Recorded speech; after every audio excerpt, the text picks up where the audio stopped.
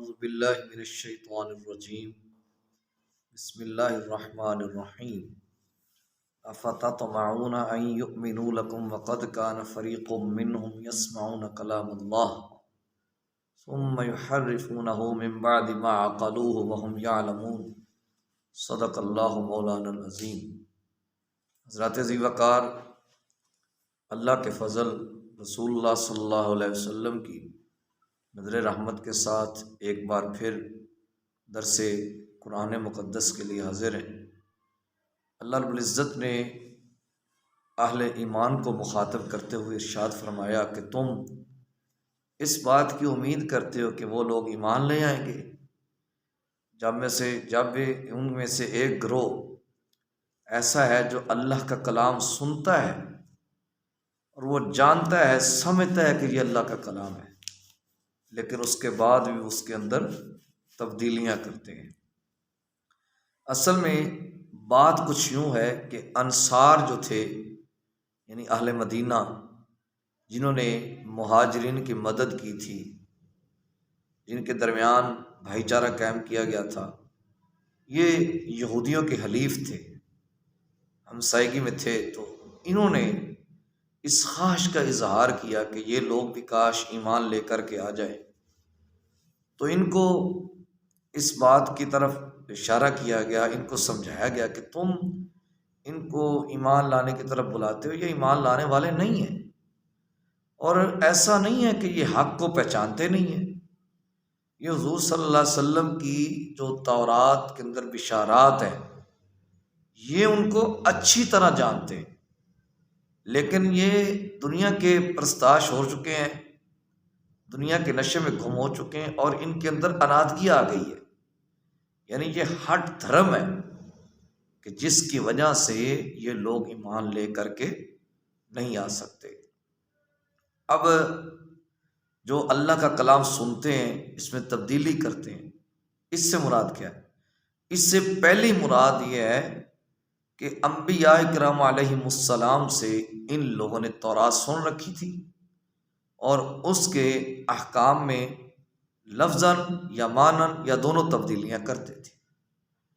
اور دوسرا جو اس کا معنی لیا گیا ہے کہ جب سیدنا موسیٰ علیہ نبینا علیہ السلام کو بنی اسرائیلیوں نے کہا کہ جناب آپ ہمیں طور پہ لے چلیں اور اللہ آپ سے کلام کرے، ہم سن لیں گے تو ہم ان احکامات کو مان لیں گے۔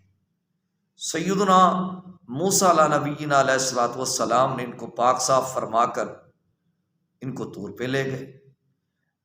جب طور پہ لے گئے، ان سب کو سجدہ ریز ہونے کا کہا، انہوں نے سجدہ کیا۔ جب انہوں نے سجدہ کیا تو اللہ رب العزت کی طرف سے احکامات سیدنا موسیٰ علیہ السلام کو دیے گئے اور اللہ نے حضرت موسیٰ علیہ السلام سے کلام فرمایا۔ انہوں نے سننے کے بعد جو باتیں مشکل تھیں ان کو تبدیل کیا، یعنی جو بات ان کے مطالب کے خلاف آتی تھی ان کو چھوڑ دیا، اور جو بات ان کی مطالب کی تھیں ان کو لے لیا، تحریف کی، لفظاً یا معناً یا دونوں تبدیلیاں کی۔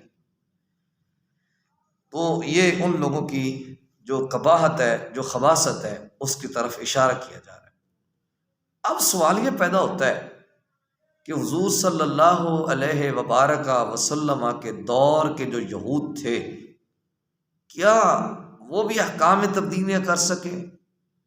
وہ احکام میں تبدیلیاں نہیں کر سکے، لیکن پھر ان کو کیوں یوں کہا جا رہا ہے؟ ان کو اس لیے کہا جا رہا ہے کہ وہ جو اپنے بڑوں کے اقدار تھے، جو ان کے کارنامے تھے، وہ اس کو برا نہیں کہتے تھے۔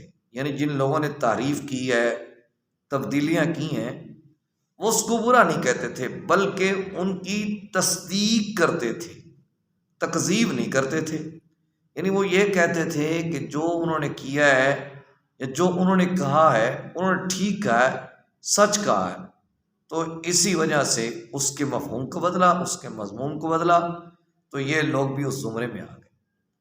اب اس سے جو چند باتیں ہمیں سمجھائی گئی ہیں کہ جو بندہ دنیا کے نشے میں گم ہو جاتا ہے، دنیا کے نشے میں گم ہونے سے مراد کیا ہے؟ دنیا نہیں ہونی چاہیے، بالکل دنیا ہونی چاہیے۔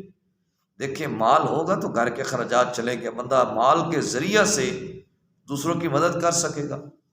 لیکن اگر اس مال کی محبت بندے کے دل میں سرایت کر گئی، اس مال کی محبت غالب آ گئی، اور اتنی غالب آ گئی کہ بندہ اس کی محبت میں آ کے اللہ رسول کے احکامات کو پس پش ڈالنا شروع کر دے، تو ایسے بندے کو کبھی ہدایت نصیب نہیں ہوتی۔ اور دوسری بات جو اس سے ثابت ہو رہی ہے کہ تحریف یعنی تبدیلی کرنا، اپنے مطلب کی بات لینا، اور جو اپنے مطلب کی بات نہ ہو اس کو چھوڑنا، یہ یہود ہنود کا کام ہے۔ اور ہمارے ہاں بھی یہ چل رہا ہے کہ جو بات ہمیں دین میں ذرا مشکل سی لگتی ہے، پھر ہم حوالہ دینا شروع کر دیتے، لا اکراہ فی الدین، لا اکراہ فی الدین، دین میں جبر نہیں ہے، دین میں جبر نہیں۔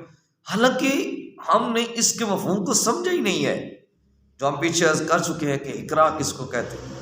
اصل میں جو بات ہمیں مشکل لگ رہی ہوتی ہے، ہم کہتے ہیں یہ بات ٹھیک نہیں ہے۔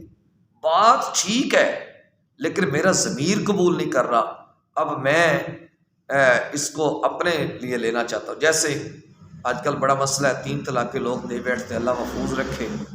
جب طلاق ہو جاتی ہے تو پھر جناب رسے ڈھونڈتے پھرتے ہوتے ہیں، پھر اپنے مطلب کے لیے اہل حدیث بھی ہو جاتے ہیں، پھر ان کو یہ اہل سنت مسلک اچھا ہی نہیں لگتا۔ اصل میں وہ تبدیلی کرنا چاہتے ہیں، کروانا چاہتے ہیں۔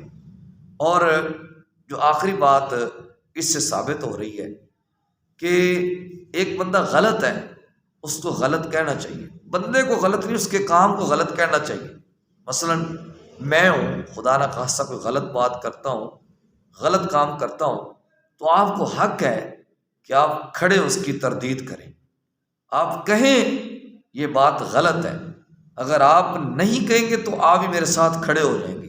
یہی تو ان کو سزا ملی ہے، انہوں نے تو تبدیلیاں نہیں کی، لیکن وہ لوگ ان کے ساتھ کھڑے ہو گئے تھے۔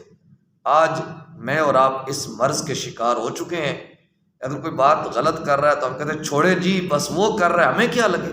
بھئی ہمیں کیوں نہ کچھ لگے، اگر ہم حق کے لیے آواز بلند نہیں کریں گے تو ہم بھی ایسے لوگوں کے زمرے میں آ جائیں گے۔ اللہ رب العزت مجھے اور آپ کو نور قرآن نصیب فرمائے۔